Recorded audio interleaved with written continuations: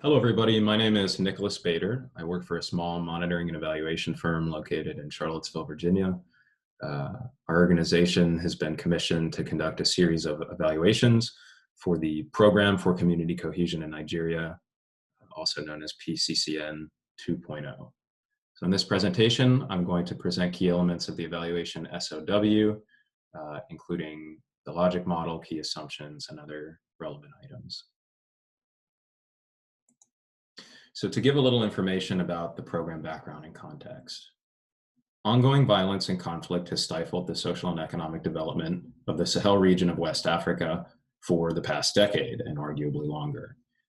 It is against this backdrop that the Program for Community Cohesion in Nigeria, PCCN, will increase the capacity of vulnerable communities to address the threat of violent extremism, which I'll refer to in this presentation as VE. The program will target a number of predetermined communities across 3 states of northern Nigeria, an area plagued by violent extremist organization, or VEO, recruitment and activity. So PCCN is currently implemented by an international organization that specializes in youth empowerment and opportunity, as well as conflict resolution more broadly. While program inception has taken place over the past several months, PCCN's formal program activities will be carried out from January 1st, 2021 to December 31st, 2021 for an overall duration of 12 months with the possibility of renewal or extended funding. The program ultimately supports the donor government's greater foreign policy agenda by working to stabilize conflict-affected communities in the Sahel region. So this program is referred to as PCCN 2.0 because it is technically the second iteration of a program initially funded by USAID, which has since been taken up by a European government agency after USAID's closeout in June of 2020. That is why it is referred to as PCCN 2.0. So the overall purpose of the evaluation. So we actually just finished completing a baseline data collection activity, which constituted more or less a needs assessment while establishing baseline measures for key outcome indicators. That took place throughout November and December of 2020. So the evaluation that I'll be proposing in this SOW is a formative performance evaluation, so a midline evaluation that will take place approximately 6 months after program activities begin and have been implemented. So that will be around June and July of 2021.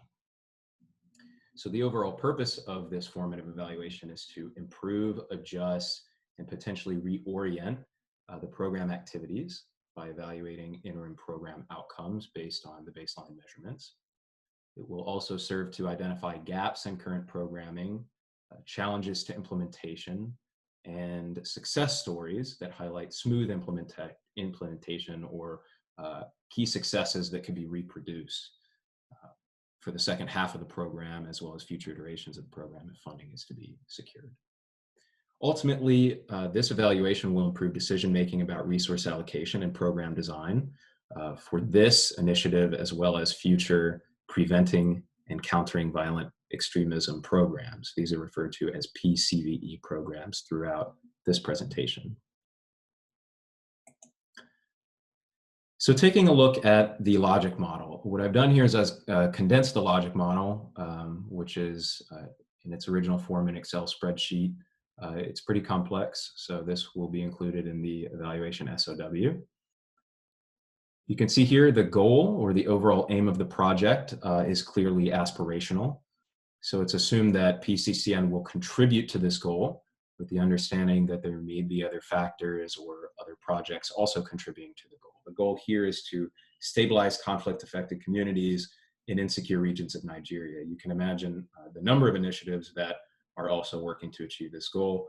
They range from other NGO or civil society organization initiatives to military interventions to counter the influence of violent extremist organizations in the region, Boko Haram, for example. So the objective statement is the specific result that the project plans to achieve. So it is directly attributable to the project under consideration. and therefore linked to the program outcomes listed in the middle column. So the overall objective is to increase community resilience to the threat of violent extremism, VE, in northern Nigeria. The outputs indicated in the first column are the specific results, or rather contribute logically to the program outcomes, which contribute logically to the goal. So the implementing partner here did not make much of a distinction in the internal program documentation between outputs and activities. In fact, there was no mention of formal outputs to speak of. So what I did is I took the program activities or the anticipated activities and kind of reformulated them as outputs. So you can see, for example, program outcome 1, local communities' capacity to address VE threats is enhanced.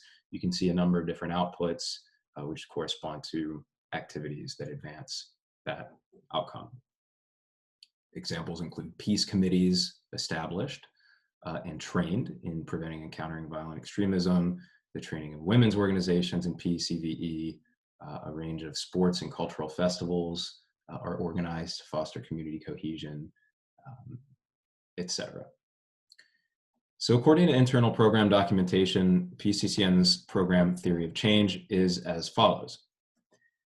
If communities, including youth and local leaders, have the resilience and capacities to jointly address tensions, conflicts, and insecurity, including VE, then stability and social cohesion in conflict-affected communities in fragile and secure regions of Nigeria will be enhanced, because constructive collaboration between communities and local leaders will address the grievances currently being exploited by VEOs to promote violence and instability.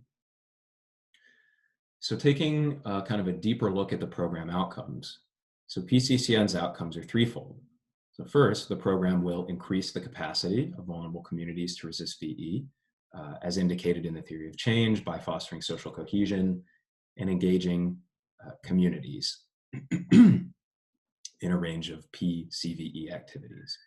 So these activities will target all segments of society with a special emphasis on women and local civil society organizations that can be leveraged in the fight against VE. So second, program outcome 2, PCCN will provide employment, leadership, and intergenerational dialogue opportunities to vulnerable youth in order to promote resiliency against VE and VEO recruitment. Youth have been identified in a number of studies and previous evaluations as the most vulnerable segment of society when it comes to potential recruitment for VEOs. So finally, for program outcome 3, the program will enhance the legitimacy and capacity of the government of Nigeria. So this is at the traditional level, traditional governments at the village level, as well as the municipal governments, local government areas or LGAs, by supporting state structures to deliver essential services. In turn, this will improve the image of local stabilization actors and increase community resilience to the threat of VE, especially in terms of collectively addressing conflict. So this is a condensed form of a rather complex and rather complex logic model that we can talk more about in subsequent sections. So taking a look at some of the logic model's assumptions, I think given the sensitive nature of the program and the complexity of the program, there are a number of assumptions that should hold, some being really out of the control of the program, others could be addressed by the program kind of preemptively or throughout implementation. So the first assumption is that no large-scale attacks or military offensives occur that could impede on the implementation of large group events, including sporting events, tournaments, or sensitization caravans. So that is a big assumption given the frequency of attacks and insecurity in these areas. So a second assumption is that dialogue that stems from the peace committee meetings that we talked about in program outcome 1 actually translate into tangible action taken into the name of conflict resolution.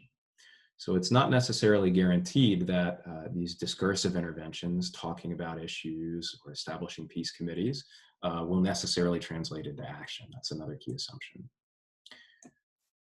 So for outcome 2, in terms of youth empowerment and opportunity, a very critical assumption is that youth effectively reinvest the cash for work or the temporary employment proceeds into small business development or other entrepreneurial initiatives to ensure the sustainability of economic programming. This was a big issue with PCCN 1.0, or the initial iteration of the program, when in the summative impact evaluation, we found that a number of youth beneficiaries were spending the money from temporary employment kind of rapidly without successfully reinvesting them, and that ultimately this did little to achieve the program outcomes in terms of sustainability. So that's another key assumption. I think this could be mitigated by PCCN, for example, through establishing trainings on financial strategies, business development, and investing in general. Outcome number 2, there is a sufficient economic demand for the skills taught in vocational training. So tailoring, welding, and soap making are some activities targeted by PCCN. Another key assumption, of course, is that there is actually demand for these. You can't have 30 soap makers in one village and then expect outcomes to be achieved.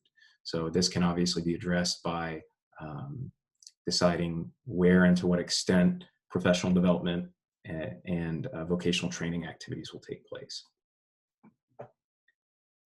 So the third assumption for outcome 2 is that youth feel comfortable speaking candidly about sensitive issues with their peers. So a core component is that people actually talk in these peace committees about security issues, which get reported to local leaders and can be addressed by municipal governments.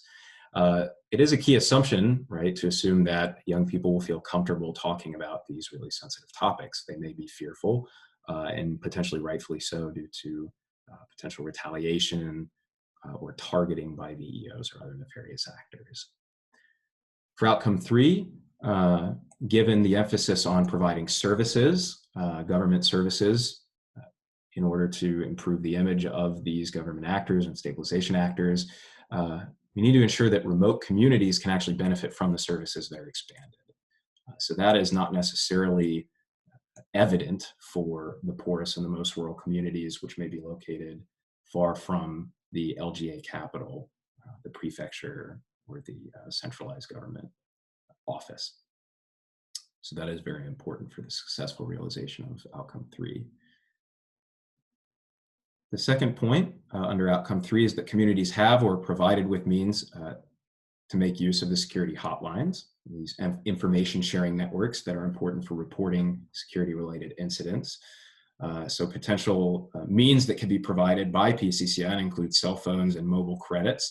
We're talking about impoverished, disenfranchised communities that are not highly developed in terms of material resources. So the program will have to make sure to actually equip the communities with phones and phone credits if this kind of information sharing is to be successful. And finally, this is a big issue for any kind of discursive or sort of oral transmission of counter narratives for VE. It is that communities understand and retain sensitization messaging. So this is something we would probably address through qualitative data sources, asking youth beneficiaries, for example, to sort of explain or talk us through what they've retained from these training sessions. You can hold as many training sessions as you want, but if people aren't understanding and remembering the key takeaways, then that's a big issue. So in terms of our research questions, we have 2 sets of research questions. One is outcome-oriented, the other is process-oriented. So for outcomes, interim outcomes, of course, this is a performance evaluation about 6 months through implementation. So to what extent has participation in PCCN's preventing and countering violent extremism activities affected local communities' capacity to address the threat of VE? Remembering our 3 outcomes. So we have a set of outcome indicators in a perception survey instrument, which we'll talk about in a second. These outcome-oriented indicators are kind of built into. For the process-oriented component, we'll be asking mostly about challenges to and qualities of successful implementation. So what have been the primary challenges to implementation? Why are things not working so well, and how could they be improved? As well as what have been the qualities of successful implementation. So what can be reproduced for the rest of the program and possibly future iterations. So this will be a mixed methods evaluation with quantitative data sources as well as qualitative data sources. In terms of quantitative sources, I just mentioned the community perception survey, which will be taken biannually at baseline, midline, and endline, as well as ACLID event tracking data, so sort of triangulating large-scale insecurity events that may affect outcomes in some way. This is a publicly available data set. For the qualitative data sources, there are three primary types: key informant interviews, in-depth interviews, and focus group discussions with different stakeholders. For the KIIs, these include community leaders and civil society actors who've been engaged in PCCN activities in one way or another. For the IDIs, these would probably be with program staff who can talk a little bit more about the challenges that they have experienced, as well as the sort of most significant changes they've seen in terms of success, as well as focus group discussions with youth beneficiaries aged 18 to 25. Now, I've included a screenshot from the kind of complex logic model in its full form here. You can see we have objectively verifiable output indicators, which would be obtained through internal M&E team documentation, sort of monthly reports and training records and activity records. But here, for the purposes of this evaluation, we're mostly referring to the outcome indicators for the interim outcome measurements, as well as the data sources I just discussed here. And you can see in this grid that they all correspond to particular outputs and activities. In terms of deliverables, timeline, and budget, so there will be 6 key deliverables grouped into 6 distinct milestones. The overall budget is estimated to be about €200,000, which is kind of in line with the budget for previous PCCN evaluations. So I've gone ahead and broken down the deliverables here by amount in euro, as well as the expected deliverable date. So we can glean from this the expected timeline. Research design, including sampling plan and qualitative quantitative allocation tables, would be completed before the beginning of June 2021. Ultimately, we would schedule about 5 weeks for data collection, quality control, and cleaning. So the final quantitative and qualitative data sets would be delivered by the 5th of July. The analysis report could be completed within 2 weeks or 14 days. It should not exceed 50 pages in length. This was a request of both the donor and the implementing partner. The final evaluation report with revisions based on stakeholder feedback would be produced about a week later, and a final presentation to donors and implementing partner managers to talk about some of the findings and how the program should continue to operate throughout the final 6 months of programming that take place at the end of that week, so before the beginning of August 2021. And the last deliverable would simply be weekly progress reports and on data collection activities and analysis activities. These would include written memos weekly and conference calls as needed. This is kind of the standard for the organization I work for previous evaluations. So it's been included in this SOW. And finally, just to say a couple more words about the evaluation team composition and the stakeholders. So first, of course, you have your in-country data collection agency, which is responsible for training of enumerators, field supervisors, and overseeing fieldwork logistics. Extremely important to the successful completion of any evaluation are the data collection teams. So then you have the external evaluation team. That would be the organization that I work for, primarily responsible for analysis and reporting. We also conduct routine quality control measures on the data sets to ensure that we're getting good data. And finally, you've got the implementing partner, which would be the international organization commissioning this study. They really tie the whole evaluation process together. They're central to both planning and using the results. So first of all, they would be reviewing and providing feedback on the comprehensive analysis report because ultimately they're going to use it to inform their programming. They'd also, during the inception stages for the evaluation, kind of leading up to the timeline we just discussed, they'd assist with desk research, so providing program documentation, activity descriptions, potentially a proposal to the donor, as well as other documents that might help the external evaluation team better understanding the program. And finally, ideally, they would provide access to the monthly internal M&E reports, which help measure output indicators, as we kind of discussed in our data sources and indicator grid a moment ago. Again, outputs are more tracked by and potentially relevant to the implementing partner themselves. Our organization, as external evaluators, are primarily looking at outcomes, or at least that's how the instruments have been designed. So thanks for listening to this presentation. I hope it wasn't too convoluted or long or late, but again, thanks for your patience, and looking forward to feedback.